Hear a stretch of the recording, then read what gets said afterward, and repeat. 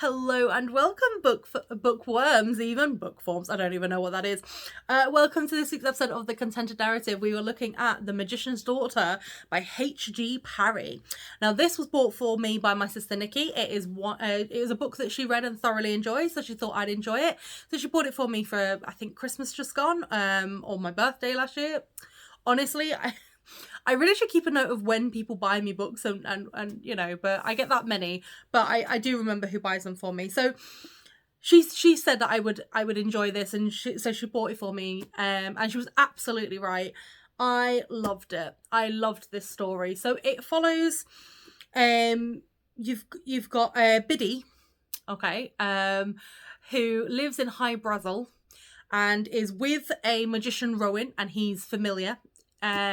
And she's the only, like, there's only those three on the island, and there's a couple of but it deals with like magic, and it deals with sort of like sinister forces, and it's got all of that. And she herself is not magic, but she does have some sort of like a bit, like she's got something in her heart almost. And it follows Biddy as she's trying to go off to the mainland. She's not able to because Rowan's like absolutely not, but then Rowan ends up in trouble. So then she starts using, she uses the magic that she's able to.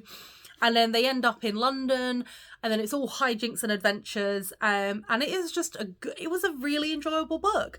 It's one of those that, like, I do always find, like, with magic stories, and depending on when it's set, like what era it's in, I'm like, sometimes it can hit well, sometimes it could be a bit like cliche. And this didn't feel cliche, and I felt like, because what they were saying is that magic is a limited source. And if you use too much, or if you drain these cracks that are coming through other dimensions, then the magic will disappear. And you've got this big council that's hoarding all the magic, but Rowan's looking for ways to bring the magic back. Because he knows that it's a limited source, but he has an idea of how to fix it. And it's just such an interesting read, and it's just got, like, all the little twists and turns are really good in it, and like the people that you meet along the way, and the characters as well. And when you're trying to figure out, are they double crossing, are they triple crossing, like, are they with us, are they against us, like, how does this work? And it's just it just had me where it's like I couldn't put it down. And like every time you got a piece of information and a piece of the puzzle, you were like, okay, so this fits in here, but then how does this fit in? But it felt good because by the end of it, you knew how it all fit together, and it didn't feel like it was forced, because sometimes you get to the end of a book or a film, and it feels like they've gone, and this is the answer, and this is because of this, and you go, oh, really? Whereas this felt like, as soon as they were like, and this is the answer, you go, oh, really? That makes sense. And it's not one of those where you're going, oh, you know, like in a whodunit or a murder mystery or anything like that, where you're going, oh, maybe it was him because he did this, and maybe, you know, the only thing you're trying to figure out is who's crossing who, you know. And it leaves you wanting to believe in magic, in simple magic, because at one point I think Rowan says something along the lines of, you know, wild magic, you can't predict what it's going to do. So I can leave some magic for this person, but you can't guarantee that it will fix what ails her. It might instead do something like this or this. It'll work in what's the best way for her.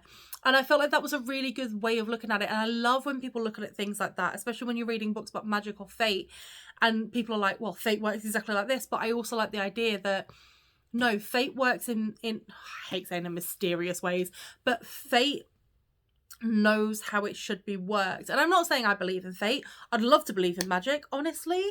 A little part of me still wishes on a dandelion that I could be magic. I mean, that's something I've been doing since I was teeny tiny. Me and the majority of my siblings. I don't know if they still do, so I don't want to throw them under a bus or anything, but I do. I completely agree with Nikki that I really did enjoy this book, and I would say please give it a go. I'll leave a link to the book in the description of this video if you do want it. do buy it. If you want to go to your local library, if you want to get it on Kindle, if you want to borrow it from a friend, please do. And let me know what you think in the comments. And let me know if you would love to believe in magic or fate, because I'd love to know people out there. And I'm not talking Harry Potter magic. I'm talking about, you know, little bits of like wild magic, of like not something you could harness as such, but, you know, the magic of a great sunset, or like, it's hard to explain. It is, and I'm going to sound like a crazy person, so I'm going to stop now. But thank you so much for your continued support, and remember to always keep it contento.